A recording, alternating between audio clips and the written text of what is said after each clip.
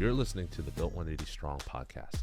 We're going to give you actionable tips and sustainable strategies to help you take charge of your health and fat loss goals, master your mindset, and ultimately become the best version of you without crazy fad diets, gimmicks, or harsh health practices. I'm your host, Aaron Burgess, co-founder of the Built 180 Strong fitness program, where we've helped hundreds of women and men over the last 3 years achieve sustainable fat loss results. I'm also a busy dad to AJ with one on the way, a DJ, and I'm married to my wife and co-founder, Deanna. Let's jump into today's episode. Welcome to the first episode of the Built 180 Strong podcast. I am Aaron Burgess. I'm your host and co-founder of Built 180 Strong.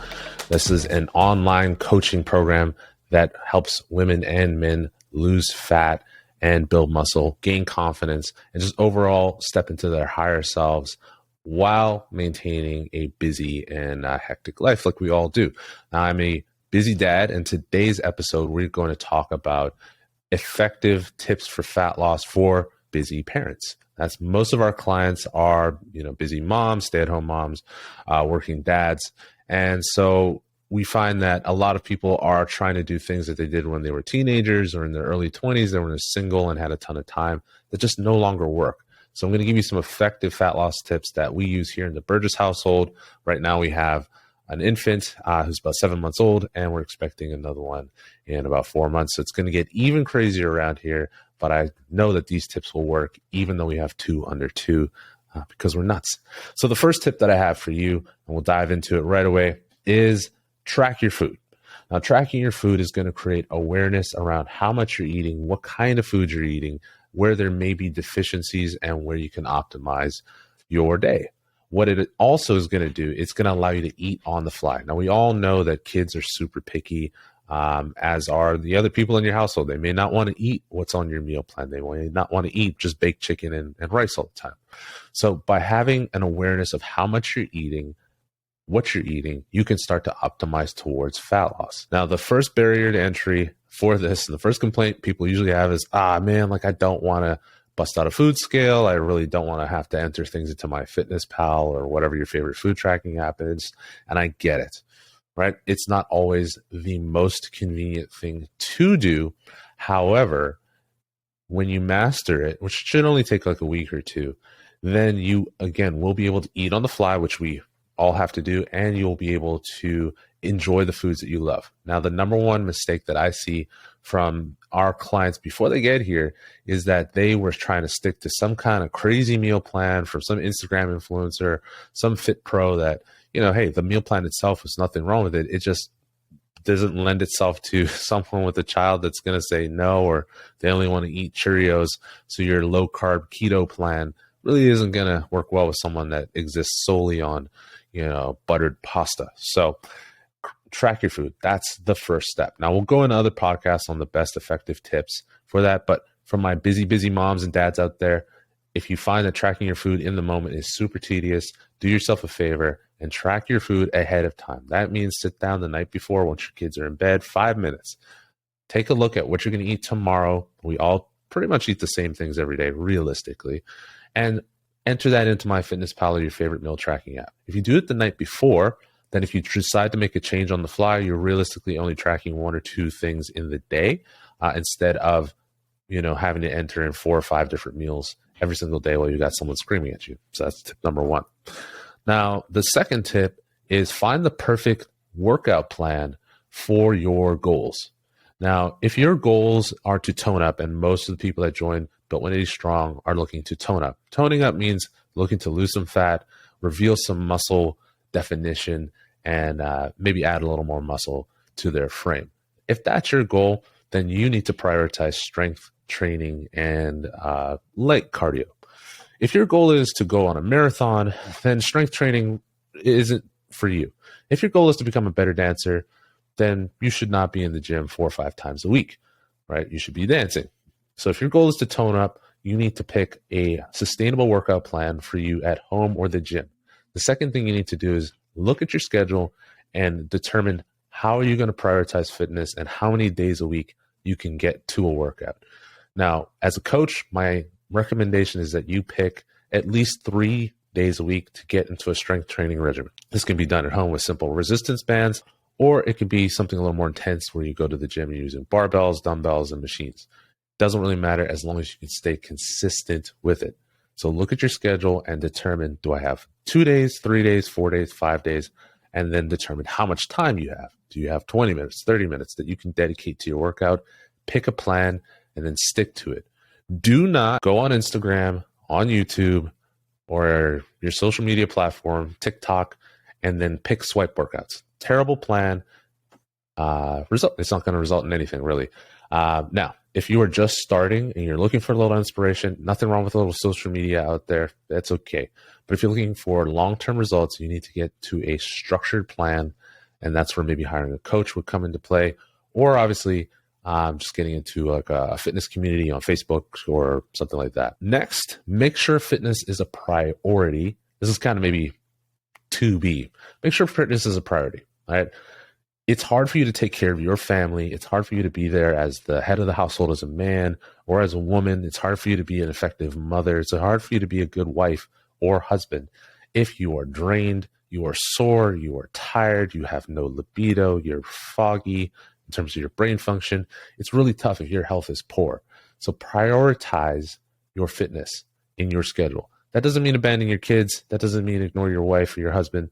That does mean, though, that you need to make sure that you are looking for different time slots where you can fit in a workout, where you can start walking, which is advice number 3. Get moving, right? When I take on a new client, we usually get them to track how much they're currently walking around in the day. And most people are shocked. Most people feel like they're kind of active, and they're really not, especially in today's world, post-COVID. People are rarely as active as they think they are. So get moving. It does not need to be a heavy HIIT cardio session on a treadmill. Just by getting steps. So for an example, taking your kids to the park, taking your dog on a much longer walk, going the long route to the office, parking at the back of the parking lot, walking around the aisles of the grocery store, go mall walking. All of these things count as get moving. Even if you have one of those smaller treadmills, put it in your living room, and every time you want to watch Netflix or YouTube, you're walking instead of sitting there. That all counts as activity, and in fact will create a nice caloric deficit for you to lose fat. So get moving. That's number 3, and that's definitely something that will allow you to create sustainable fat loss, because realistically, you're going to be moving for the rest of your life. So get moving. Ultimately, you want to aim to hit about 10 to 12,000 steps a day, which is about 90 to 120 minutes of moving in a 24-hour period, which is pretty realistic. You want to learn how to build the perfect plate. Now, kind of going off of our track your food and learn what's sustainable for you, building the perfect plate, maybe you don't want to track your food. Maybe you do and you just don't know what to look for on a good plate. Here's the recommendation. A quarter of your plate should be protein. A quarter of your plate should be carbs, something healthy. And then a quarter of your plate should be vegetables. So for an example, protein, you want to go with lean cuts of meat, fish, poultry. You can do vegetarian options, like tofu, tempeh. You can do beans and lentils. Carbs, you can go with pasta, rice, oats, potatoes. Vegetables, take your pick. From those 3 options, you want to pick your family's favorite options. So if you know your kids love broccoli, pick broccoli. If you know they hate asparagus, don't buy asparagus. There's nothing magical about it, right? If you want avocado, have avocado. If you want steak, have steak. But just pick that and have that as your basic structure for a perfect plate. That'll also allow you flexibility when you're going out to, let's say, barbecues or restaurants. So know how to build the perfect plate, and then grocery shop around ingredients to build that perfect plate will make it a much more sustainable and affordable option for you. So many times when I take on a new client, they feel like they don't have enough time in the day to work out, and that when they do work out, it's pretty ineffective and it's just terrible quality. And when we look into it, we find out they're working out at 6, 7, 8, 9, 10 o'clock at night when they're exhausted. Their kids have run them into the ground. They're coming home from work and they're just burnt. It is much better if you rejig your schedule for you to work out before the noise hits, before the world starts in with your inbox, and before your kid starts shouting at you. Get up early, which means go to bed early.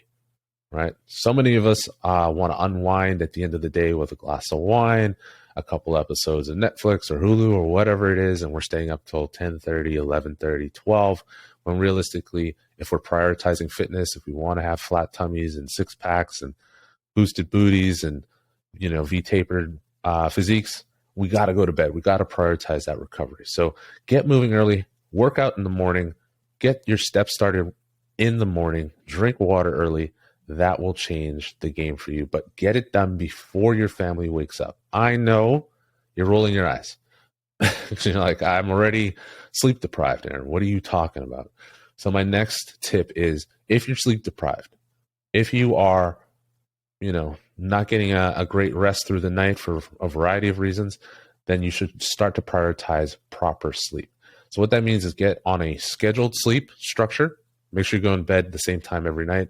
Make sure your sleep hygiene is good, which means have a routine on how to unwind. So realistically, without screens, make sure if you need sleep support for something natural, you can take melatonin, you can take zinc, magnesium, and some vitamin B6, or you can do something a little more or a little less intense, like chamomile tea, lavender, essential oils, just anything to relax yourself and get into bed. I advise a lot of my clients to brain dump, do a journal at the end of the night, just with a list of things they need to get done the next day. Maybe just go over some stuff that happens. That way you're not staring up at the ceiling at 2 a.m., cringing at all the things you could have done or should have done. And so you can prioritize sleep. When you start to prioritize sleep, your body can effectively recover from the stress of the day, including your workouts, and you'll be that much more effective the next day. You'll be able to make better decisions. When you're sleep deprived around food, you make terrible decisions, and there's a couple of hormones called leptin and ghrelin, which get thrown off. We're not going to get too deep into the science of it all, but essentially you make poor decisions, you're more liable to give into cravings, and your hunger cues are off. So for some people, you may have more hunger. For some people, you may have less. Either way, it's not optimal for your nutrition. So prioritize that sleep. Plan ahead for parties, dates, restaurants, eating out, family vacations.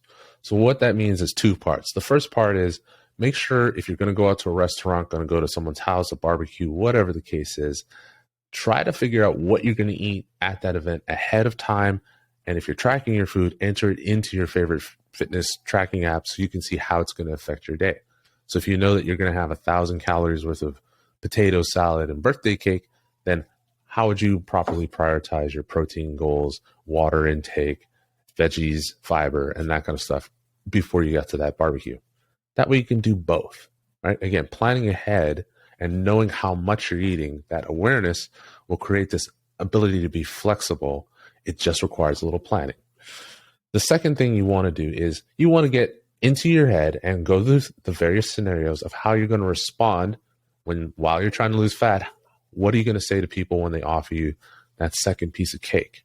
When someone says, hey, let's go get a couple of drinks, and they're going for the Cosmos, the margaritas full of sugar, and you're going to wake up terrible, right? Are you going to react the same way you normally do, which is maybe cave into social pressure or say, yeah, and then feel bad about it? Or what is your response going to be? Now, again, this doesn't have to be rude responses, but I try to get my clients to say, hey, okay, so if your mom, you're sitting at her dinner table, she's made you this big bowl of pasta, what are you going to say to her when she says, is that all you're going to eat? Are you going to say, oh, no, I'll take some more, and then you drive home feeling upset that you gave in once again into your cravings and that you're not, good enough to lose weight? Or are you going to come up with a phrase like, hey, mom, no, I'm good. I'm definitely full. It was lovely. But I'm trying to reach a goal. So I can't have more of that right now, but I'll take some for leftovers for tomorrow. Pretty appropriate response, right? So that is my other tip. Make sure you run through the scenarios so that way you have success. Practice essentially what you're going to do around situations which normally lead to poor decision making. Finally is get a watch. Right now, these fitness watches, I have an Apple Watch, are not great in terms of tracking your calories burned. So please don't pay attention to that and use that. But it is going to show you how active you are in a day, and it can create some baselines on how to get more active. So definitely get a watch because it can make things more fun, and it can just allow you to see that, hey, I've been sitting down for 30 minutes. I didn't even realize I was this deep into TikTok, right? It gets addictive, that stuff, and it's tough. So hopefully these tips are effective for you. I am absolutely going to be using these tips myself. This is something I do in my day to day, and it's definitely things that we recommend to our clients here at Built 180 Strong. Now, if you do need one more bonus tip, here it is for you. Get some structured support. Here's the bonus tip for you. Get structured support. You want to have someone in your life, an accountability partner that's going to hold your feet to the fire, that knows your goals, knows your why, and is going to help you achieve that goal. Now, for most of us, we immediately think of our significant other, and I'm going to tell you that's a bad idea, because most of us don't listen to our significant other at the best of times. Getting someone to tell you to put the fork down, that you should probably eat less, you should go work out more, you should work out harder, that you currently are romantically involved in, it creates a very murky situation, and very few couples can actually pull that off. Especially when you start to add in the other responsibilities you have in the day, it gets very, very strange quickly. So if you can have a friend, someone that doesn't live with you, that's a family member, that's fine, but that will see you often, or get coaching, right? So you can join a program like Built 180 Strong.